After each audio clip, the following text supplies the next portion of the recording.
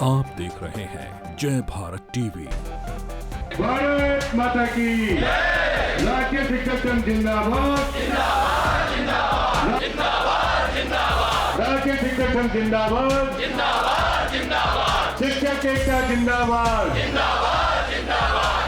उत्तराखंड के विद्यालयों में प्रधानाचार्यों की सीधी भर्ती को लेकर अब मामला टकराव की स्थिति में आ गया है। तमाम जो शिक्षक हैं वो क्रमिक अनशन पर अब आकर बैठ गए हैं और राजकीय शिक्षक संघ ने इस आंदोलन को तेज कर दिया है। इस बीच शासन की ओर से एक पत्र भी सामने आया जिसमें प्रधानाचार्यों की सीधी भर्ती को स्थगित करने की बात कही गई है, लेकिन क्या इसके बावजूद जो शिक्षक हैं वो अभी तक अनशन में अड़े हुए हैं। बातचीत के लिए हमारे साथ राम सिंह चौहान है, राजकीय शिक्षक संघ के अध्यक्ष। चौहान साहब, लेटर आ चुका है शासन का, क्या है उसमें? आप लोग अभी भी कर्मिक अनशन में? उस पत्र में बहुत स्पष्ट नहीं है, उसमें खाली स्थगित करने की बात की गई और भविष्य में भर्ती करने की बात की गई है, जबकि संगठन का केवल एक पंक्ति का प्रस्ताव सरकार और शासन को दिया है कि इस भर्ती को निरस्त किया जाए और 100% पदोन्नत पदों से प्रधानाचार्य हो, चाहे आपका हेडमास्टर हो चाहे प्रवक्ता हो, उन पदों पर पदोन्नति की जाए। और इसी को लेकर जब तक स्पष्ट रूप से इस भर्ती को निरस्त करने का आदेश नहीं होता, संगठन तब तक अपना हड़ताल चलाता रहेगा और आगे हम आमरण अनशन भी करेंगे। अगर और जरूरी हुआ तो हम पूर्ण रूप से कार्य बहिष्कार भी स्कूलों का करेंगे। चौहान साहब, एक चीज़ बताइए कि दिक्कतें कहाँ पर आएंगी? अगर प्रधानाचार्य जैसे पद को सीधी भर्ती से भरा जाएगा तो वहाँ पर क्या लैक ऑफ एक्सपीरियंस आएगा? जो नए लोग आएंगे, पुराने लोगों का अहित होगा जो सालों से वहाँ नौकरी कर रहे हैं, उनका साथ में एक अनुभव भी है और पदोन्नति तो मिलना एक अधिकार है।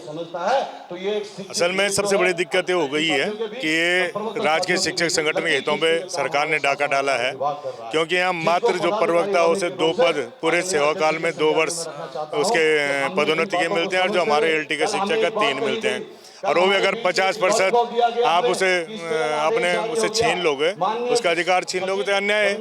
एक तरफ आप शासन में जो वरिष्ठ लोगों को उनका सेवा विस्तार कर रहे हैं, वहाँ तो आप वरिष्ठता को तरजीह दे रहे हैं। शिक्षा जैसे महत्वपूर्ण विभाग में जहाँ जितना वरिष्ठ शिक्षक होगा, मैं समझता हूँ उतना जो उसका अध्यापन भी होगा, उतनी अच्छी उसकी समझ भी होगी और उससे उसका अधिकार छीन ले तो बहुत अन्याय है राजकीय शिक्षकों के प्रति। कल जब आप बोल रहे थे, मैं कहीं सुन रहा था, आपने कहा कि उत्तराखंड राज्य को बनाने में शिक्षकों की एक बहुत बड़ी भूमिका रही है और एक बड़ी संख्या में राज्य में शिक्षक हैं भी। ये भी माना जाता है कि शिक्षक जिस राजनीतिक दल के खिलाफ हो जाएंगे उसका सत्ता में आना मुश्किल हो जाता है। बावजूद इसके क्या शिक्षकों की अनदेखी हो रही है? निश्चित रूप से सबसे बड़ा दुर्भाग्य है कि जो नीति निर्धारक हमारे हैं, जो हमारा नेतृत्व कर रहे हैं, वो इन्हीं सरकारी स्कूलों से पढ़े हुए हैं और आज उच्च पदस्थ हैं, लेकिन आज उन्हीं शिक्षकों के प्रति और उन्हीं सरकारी स्कूलों के प्रति सबसे उपेक्षा का भाव नीति निर्धारकों का है। अरे बहुत दुर्भाग्यपूर्ण है। और जिस दिन शिक्षक एकजुट हो गया, अगर उसके आत्मसम्मान से कोई खेलता है, उसके स्वाभिमान से कोई खेलेगा, तो निश्चित रूप से मैं नहीं समझता हूँ कि उस व्यक्ति का आत्मसम्मान है, उसका स्वाभिमान भी बच पाएगा।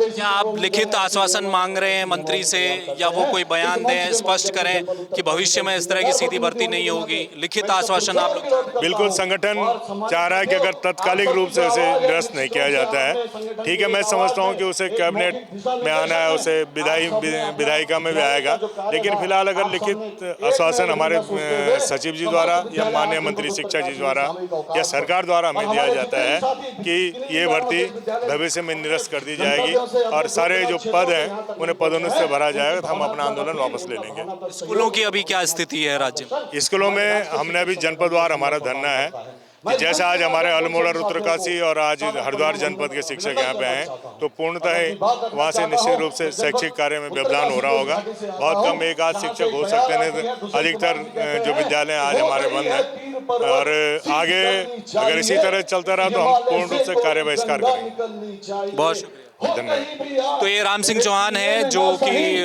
उत्तराखंड राजकीय शिक्षक संघ के अध्यक्ष हैं। प्रधानाचार्य के पदों पर सीधी भर्ती होनी है उत्तराखंड में और सरकार उसी की तैयारी कर रही थी और लगभग तैयारी पूरी हो चुकी थी, लेकिन इस बीच जो राजकीय शिक्षक संघ है उसने विरोध किया। उनका ये कहना है कि जो शिक्षक अलग अलग स्कूलों में लंबे समय से काम कर रहे हैं उन्हें पदोन्नति का मौका मिलना चाहिए और उन्हीं के द्वारा इन पदों को भी भरना चाहिए प्रधानाचार्य के, और उसी को लेकर कार्मिक अनशन देहरादून के शिक्षा निदेशालय में शुरू किया गया है। कल एक पत्र आया, लेकिन उस पत्र को दरकिनार कर दिया है तमाम शिक्षकों ने। उनका ये कहना है कि लिखित आश्वासन दें कि दोबारा आप इस तरह का कोई कदम नहीं उठाएंगे और प्रधानाचार्य का जो पद है वो पदोन्नति से ही भरा जाएगा।